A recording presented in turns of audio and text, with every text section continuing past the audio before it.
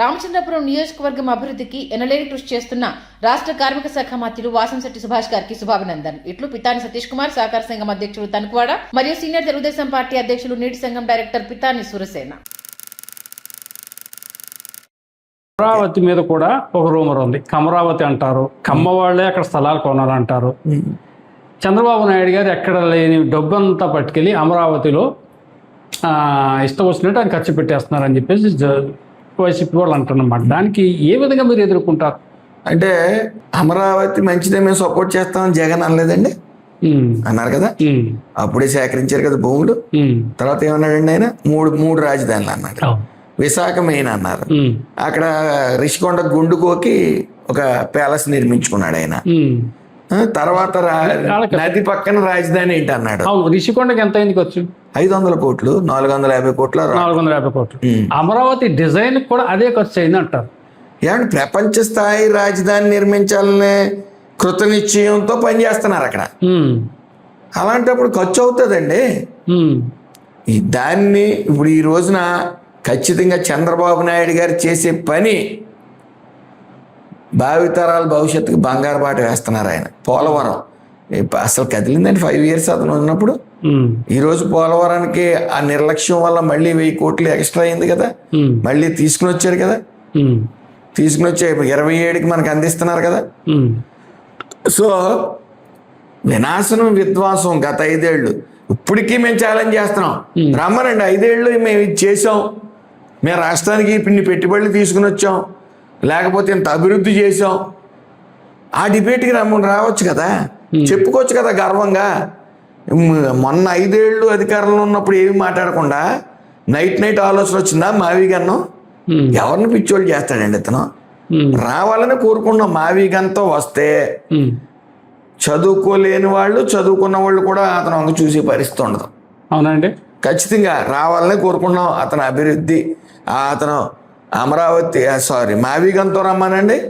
అభివృద్ధి అమరావతితో మేము వస్తాం, మేము చేసిన అభివృద్ధి ఏంటో చూపించి జనాల మధ్యకి వెళ్తాం.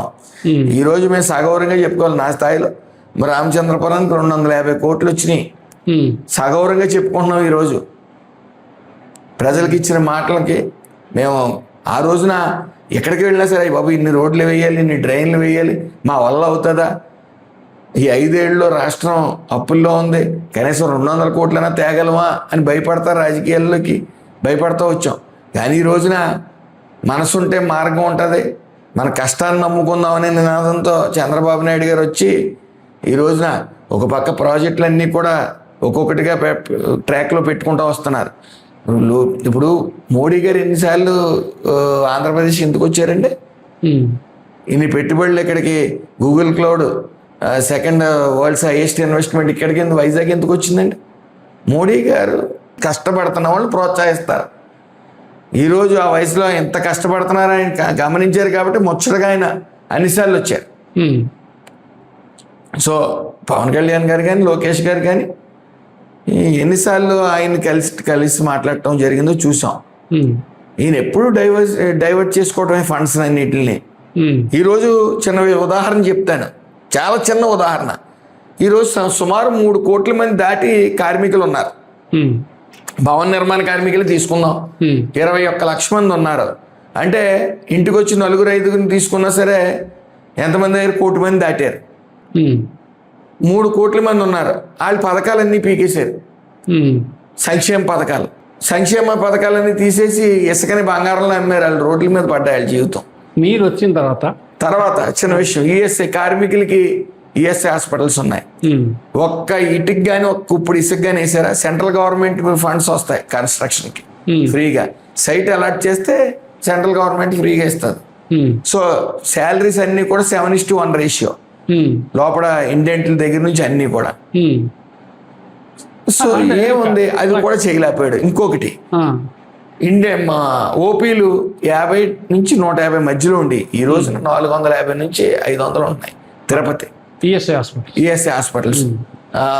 సో రాజమండ్రి కూడా 250 నుంచి 350 ఉన్నాయి. గతంలో 70-100 ఉండి. అలాగే ఈఎస్ఐ సర్జరీలు గత వైఎస్ఆర్ పాలనలో 5 ఏళ్ళు ఒక్క సర్జరీ చేయలేదంటే ఎంత దౌర్భాగ్యం అండి. అవునండి. మేము వచ్చిన తర్వాత 400 సర్జరీలు చేసాం.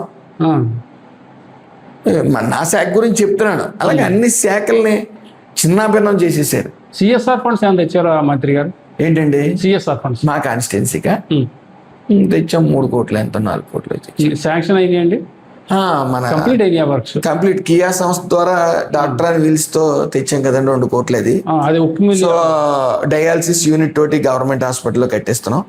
అందులో బెడ్లు అదే గవర్నమెంట్ హాస్పిటల్లో 100 బెడ్ల వరకు పరుపులు అవి ఇచ్చారు.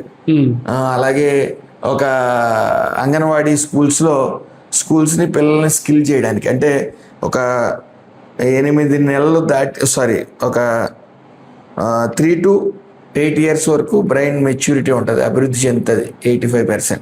సో ఆ టైంలోనే మనం స్కిల్ చేయాలని ఒక ఐటీసీ సంస్థ ద్వారా ఒక 50 లక్షలతో ఒక ప్రాజెక్ట్ తీసుకుని వచ్చి వాళ్ళు ఇటు పేరెంట్స్ని, పిల్లల్ని, అంగన్వాడీ టీచర్లను కూడా స్కిల్ చేసే ప్రాజెక్టు ఒక 150 అంగన్వాడీ కేంద్రాలని దత్తత తీసుకున్నారు వాళ్ళు.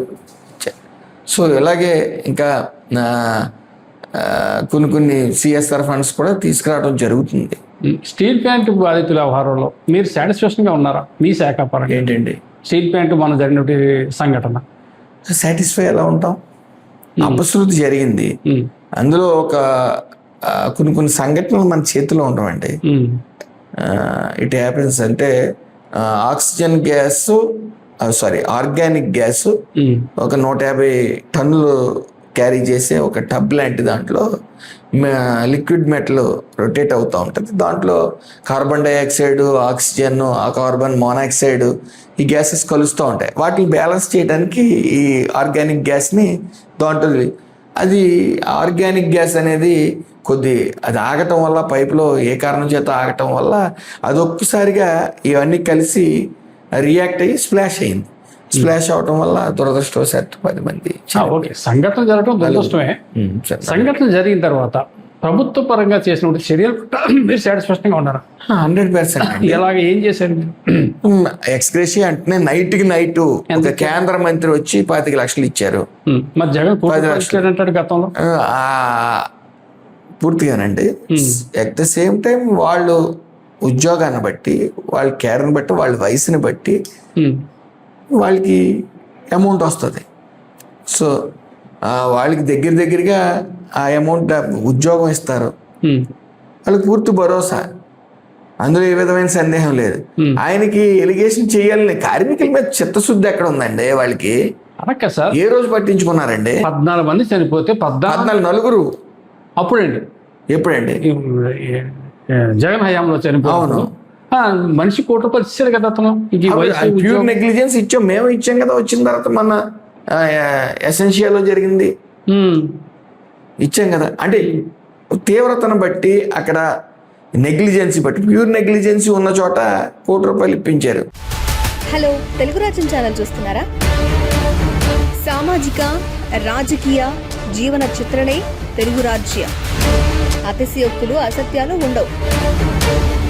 రాజకీయ కోణం కాదు, ప్రజా కోణమే కొలబద్ద. తెలుగు రాజ్యం వీక్షణ మీ ఉత్తమ అభిరుచికి నిదర్శనం.